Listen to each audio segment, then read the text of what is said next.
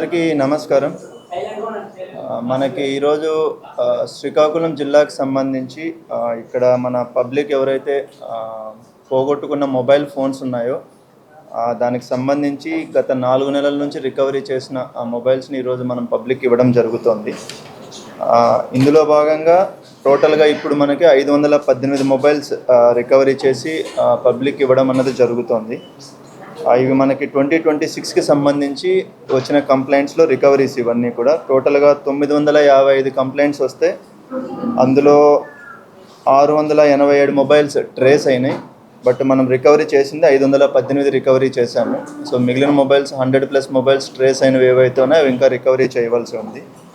So దీనికి సంబంధించి టోటల్గా మనకి 2024 సంవత్సరంలో 622 మొబైల్స్, 2025 సంవత్సరంలో 1060, 2026కి సంబంధించి 518 ఇప్పటివరకు 4 నెలల కాలంలో రికవరీ చేయడం జరిగింది.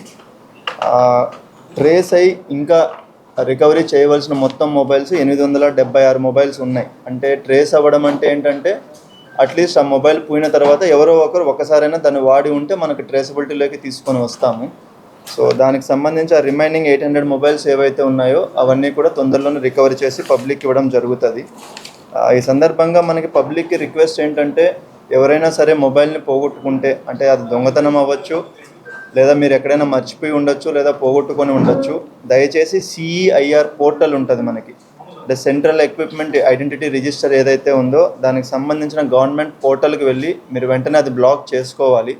ఒకవేళ మీరు బ్లాక్ చేయడం మర్చిపోతే ఏమవుతుందంటే ఎవరన్నా మనకి నెక్స్ట్ ఆ మొబైల్ తీసుకొని వెళ్ళి దాన్ని మిస్యూజ్ చేయడం అన్నది జరుగుతుంది. అంటే వాళ్ళు సైబర్ ఫ్రాడ్లో వాడచ్చు, లేదా ఏదైనా క్రైమ్లో వాడచ్చు.